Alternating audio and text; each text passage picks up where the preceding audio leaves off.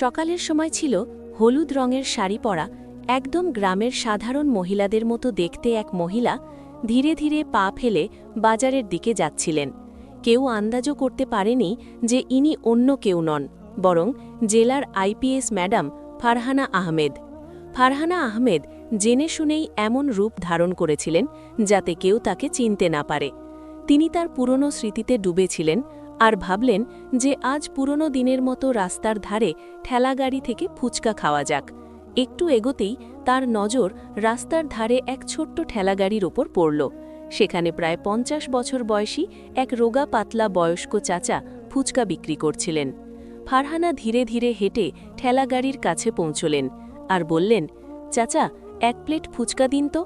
চাচা হাসলেন আর তাড়াতাড়ি মচমচে ফুচকা প্লেটে সাজিয়ে তেঁতুলের টক সহ তার হাতে দিয়ে দিলেন।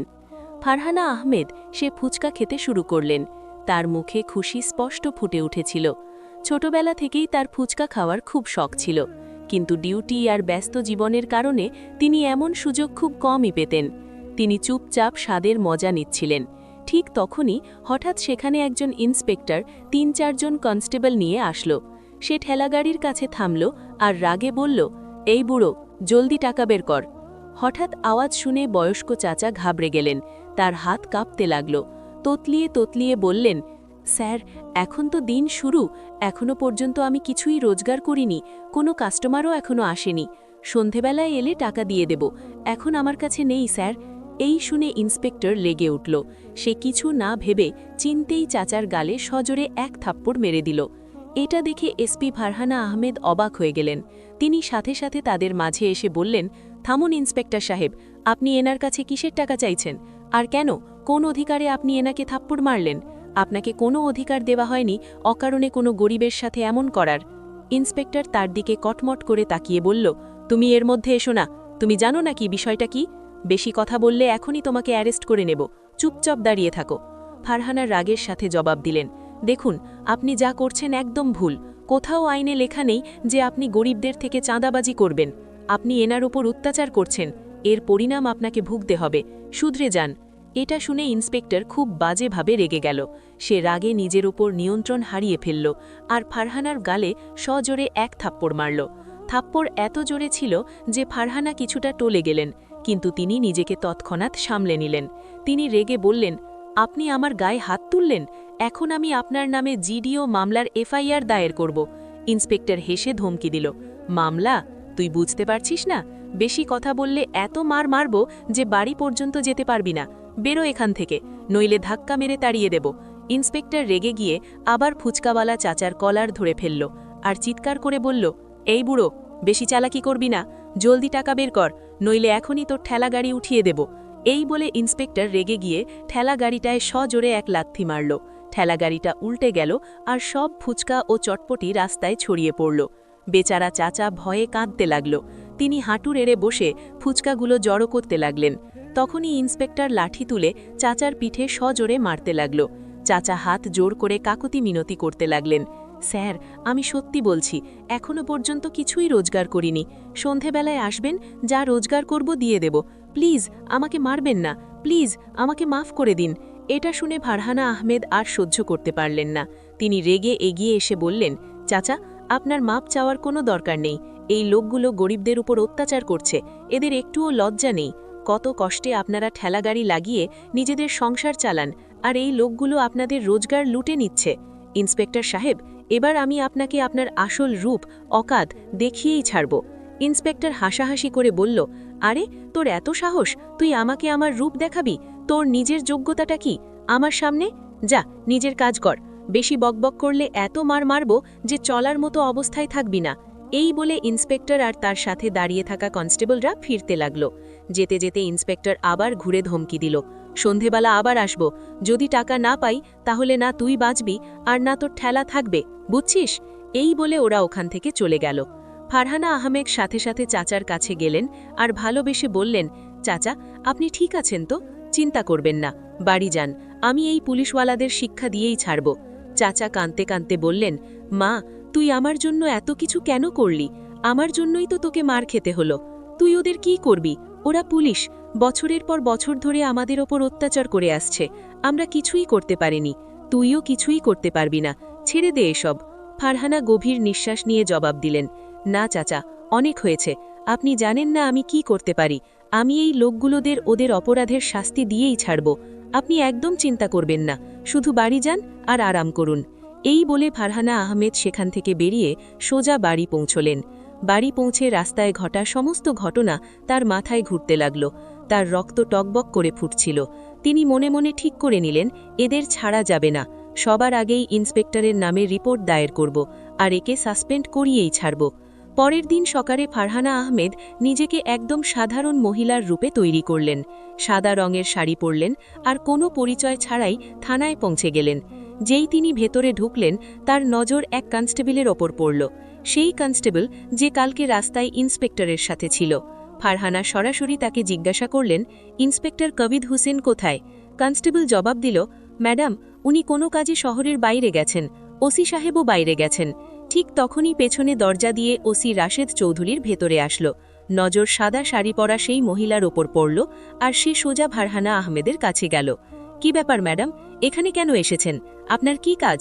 থানার উপস্থিত কনস্টেবল আর ওসি রাশেদ চৌধুরী দুজনের কারও বিন্দুমাত্র আন্দাজ ছিল না যে তাদের সামনে দাঁড়িয়ে থাকা এই সাধারণ দেখতে মহিলা আসলে জেলার এসপি ফারহানা আহমেদ, যিনি এখানে নিজেরই ইন্সপেক্টরের বিরুদ্ধে রিপোর্ট দায়ের করতে এসেছেন।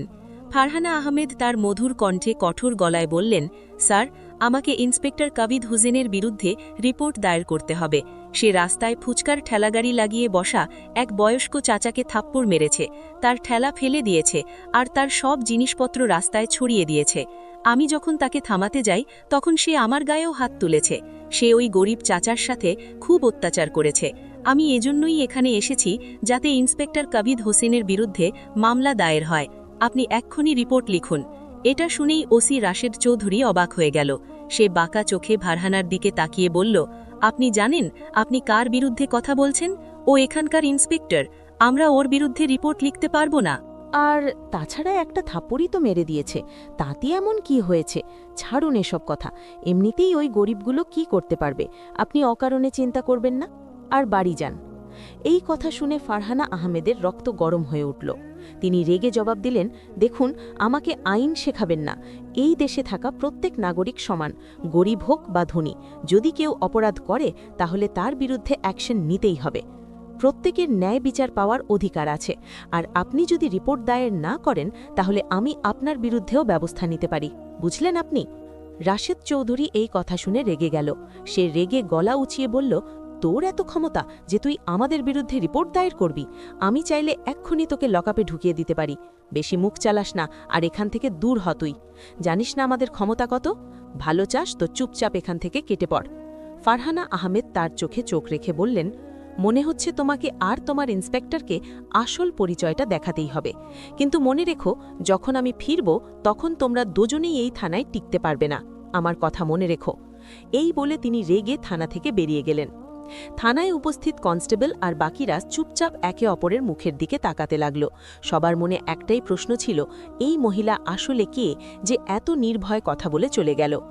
ফারহানা আহমেদ বাড়ি ফিরলেন। তার রাগ তখন আরও বেড়ে গেছে। তিনি নিজেকে বললেন, এই থানাটা পরিষ্কার করা দরকার। যদি এমন লোক এখানে থাকে তাহলে গরিবদের অধিকার নস্যাৎ হবে আর শহর বরবাদ হতে থাকবে। এবার এদের মুখোশ খুলতেই হবে। তিনি সাথে সাথে সিদ্ধান্ত নিলেন আর সরাসরি ডিসি কামিনী রহমানের অফিসে পৌঁছলেন। ভেতরে পৌঁছিয়ে তিনি পুরো ঘটনা ডিসি ম্যাডামকে শোনালেন। সব শুনে ডিসি ম্যাডামের রক্ত গরম হয়ে উঠল। তিনি কঠোর গলায় বললেন, ফারহানা ম্যাডাম, আপনি যা বললেন তা অত্যন্ত লজ্জাজনক, কিন্তু ব্যবস্থা নেওয়ার জন্য আমাদের এর প্রমাণ লাগবে। আপনার কাছে কি কোনো প্রমাণ আছে? ফারহানা সাথে সাথে নিজের ফোন বের করলেন। বললেন, জি ম্যাডাম, আমার কাছে প্রমাণ আছে। আমি যখন থানায় রিপোর্ট দায়ের করতে গিয়েছিলাম আমি আমার ফোনের রেকর্ডিং চালু রেখেছিলাম। তাতে ওসি রাশেদ চৌধুরীর সব কথা রেকর্ড হয়ে গেছে। আর এই দেখুন এই ভিডিও। এতে ইন্সপেক্টর কবিদ হোসেন চাচাকে থাপ্পড় মারছে আর তার ঠেলা ফেলে দিচ্ছে। এই ফুটেজ আমি নিজে সেখানে লাগানো সিসি ক্যামেরা থেকে নিয়ে এসেছি। ডিসি কামিন রামান রেকর্ডিং আর ফুটেজগুলো দেখলেন। তার রাগ সপ্তমে চড়ে গেল। তিনি বললেন, এই দুজনকে সাসপেন্ড করা খুব জরুরি।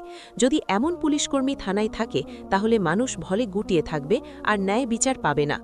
আর নয়, আমি কাল সকালে প্রেস ব্রিফিং ডাকব, তাতে সব বড় বড় অফিসার, নেতা আর মিডিয়া উপস্থিত থাকবে, আর আমি তাদের সামনে এই দুজনের কুকুরটি ফাঁস করে এবং এদেরকে সাসপেন্ড করব। ম্যাডাম, আপনি চিন্তা করবেন না, কালকের অপেক্ষা করুন, আর মিটিংয়ে অবশ্যই আসবেন। ফারহানা আহমেদ মাথা নাড়ালেন আর বাড়িতে ফিরে গেলেন। পরের দিন সকালে জেলার সবচেয়ে বড় অফিসে প্রেস মিটিং রাখা হলো। হলে ভিড় ঠাসা ছিল, মিডিয়ার ক্যামেরা ঝলমল করছিল। বড় বড় নেতা, অফিসার, এএসপি, ম্যাজিস্ট্রেট, ইন্সপেক্টর আর র্যাব পুলিশের ঊর্ধ্বতন অধিকারী সবাই উপস্থিত ছিলেন। পরিবেশ উত্তেজনাপূর্ণ ছিল, সবাই অপেক্ষা করছিল আজ আসলে কি ফাঁস হতে চলেছে। মিটিং হলে নিস্তব্ধতা ছেয়ে গিয়েছিল, ক্যামেরা চালু হয়ে গিয়েছিল। জেলার বড় অফিসার, নেতা, মিডিয়া আর সমস্ত পুলিশ অধিকারীর সামনে বসেছিলেন। তখনই ডিসি কামিন রহমান মাইক হাতে নিলেন আর গভীর গলায় বললেন, আজ আমি আপনাদের সবাইকে এক অত্যন্ত গম্ভীর বিষয় জানাতে এসেছি। আমাদের জেলার থানার ইন্সপেক্টর কবিদ হোসেন আর ওসি রাশেদ চৌধুরী এমন কাজ করেছে যা পুলিশের পোশাকে দাগ লাগিয়ে দিয়েছে। যে পোশাকের কাজ জনতাকে রক্ষা করা, সেই পোশাক পরেই তারা লোকদের উপর অত্যাচার করেছে আর আইনের মজা উড়িয়েছে। এইটুকু বলতেই পুরো হলে ফিসফিসানি শুরু হয়ে গেল। সবাই অবাক হয়ে একে অপরের দিকে তাকাতে লাগল। তখনই ডিসি মাইক এসপি ফারহানা আহমেদের দিকে বাড়িয়ে দিলেন। ফারহানা আহমেদ তার আত্মবিশ্বাসী ভঙ্গিতে মাইক সামলে বললেন, আপনারা সবাই জানেন যে পুলিশের কাজ হলো জনতাকে সেবা করা, কিন্তু যখনই এই পুলিশ জনতার উপর অত্যাচার করে তখন আমাদের আওয়াজ তুলতেই হবে। কিছুদিন আগে আমি আমারই জেলার ইন্সপেক্টর কবিদ হোসেন আর ওসি রাশেদ চৌধুরীকে হাতে নাতে গরিবদের থেকে চাঁদাবাজি করতে, মারজার করতে আর আইনে অপব্যবহার করতে দেখেছি। আমি নিজে এর প্রমাণ জোগাড় করেছি, আপনারা সবাই এখন সেটা দেখুন। এটুকু বলতেই হলের বড় স্ক্রিনে ভিডিও চালানো হলো। ভিডিওতে স্পষ্ট দেখা যাচ্ছিল ইন্সপেক্টর কবিদ হোসেন রাস্তার ধারে এক বয়স্ক ফুচকা বিক্রেতাকে থাপ্পড় মারছে, ঠেলা ফেলে দিচ্ছে আর তাকে ধমকাচ্ছে। তারপর থানায় ওসি রাশেদ চৌধুরী সেই মহিলার সাথে অভদ্র আচরণ করতে করতে রিপোর্ট দায়ের করতে অস্বীকার করেছে। সেই ভিডিও শেষ হলো, পুরো হলে সর্ব শুরু হয়ে গেল। সাংবাদিকরা ক্যামেরা ফ্ল্যাশ বাড়িয়ে দিল। অনেক নেতা রেগে দাঁড়িয়ে বললেন, এমন অফিসারদের চাকরিতে থাকার কোনো অধিকারই নেই, এক্ষুনি ব্যবস্থা নেওয়া উচিত। এরপর ফারহানা আহমেদ তার রেকর্ডিং সবাইকে শোনালেন। তাতে ওসি রাশেদ চৌধুরীর বাজে কথা আর রিপোর্ট দায়ের না করার স্পষ্ট আওয়াজ প্রতিধ্বনি ছিল। এবার পরিবেশ আরও গরম হয়ে উঠল, সবাই রেগেছিল। তখনই ডিসি কামিন রহমান আবার মাইক তুলে নিলেন আর কঠোর গলায় বললেন, আজ থেকে ইন্সপেক্টর কবিদ হোসেন আর ওসি রাশেদ চৌধুরীকে তৎক্ষণাৎ সাসপেন্ডেড করা হলো। এদের বিরুদ্ধে বিভাগীয় তদন্ত শুরু করা হবে। এমন লোকের এই বিভাগে কোনো স্থান নেই। আইনের ঊর্ধ্বে কেউ নয়, সে পুলিশই হোক বা অন্য কেউ। হল হাততালিতে ফেটে পড়ল, মিডিয়ার ক্যামেরা একটানা ফ্ল্যাশ করতে লাগল। অনেক নেতা এগিয়ে এসে ডিসি ম্যাডামের সিদ্ধান্তে সমর্থন জানালেন। তখনই একজন বরিশিয়ান নেতা দাঁড়িয়ে বলল, ফারহানা ম্যাডামের মতো সৎ অফিসার এই জেলার গর্ব। আপনি যে পদক্ষেপ নিয়েছেন তাতে সাধারণ মানুষের বিশ্বাস পুলিশের উপর বজায় থাকবে। ফারহানা মাইক তুলে বললেন, এই লড়াই শুধু একজন বয়স্ক ঠেলাওয়ালার জন্য ছিল না, বরং প্রত্যেকে সেই গরিবের জন্য ছিল যে বছরের পর বছর ধরে চুপচাপ অন্যায় সহ্য করে যাচ্ছে। এখন কোনো গরিবের ভয় পাবার কোনো দরকার নেই, আইন সবার জন্য সমান। পুরো হলে হাততালির শব্দে ভরে গেল। ইন্সপেক্টর কবিদ হোসেন আর ওসি রাশেদ চৌধুরীকে সেই মিটিংয়ের ঠিক পরেই পুলিশের নিরাপত্তায় থানা থেকে বাইরে নিয়ে যাওয়া হলো। দুজনের মুখে লজ্জা আর রাগ স্পষ্ট দেখা যাচ্ছিল। ফারহানা আহমেদ বাইরে বের হতে হতে মিডিয়াকে বললেন, আজ একটা উদাহরণ তৈরি হলো। এখন থেকে জেলায় কোনো গরিবকে বিচারের জন্য দাঁড়ে দাঁড়ে ঘুরতে হবে না। যেই জনতার উপর অত্যাচার করবে তারই এই পরিণাম হবে। সেই দিন থেকে পুরো জেলায় একটাই চর্চা ছিল, এসপি ম্যাডাম করে দেখিয়েছে। গরিব ফুচকাওয়ালা চাচার চোখে জল ছিল, কিন্তু এবার এই জল কষ্টের নয়, স্বস্তির ছিল। আর ফারহানা আহমেদের এই সাহসী পদক্ষেপ পুরো জেলায় এক নতুন বার্তা নিয়ে এলো, আইন সবার জন্য সমান।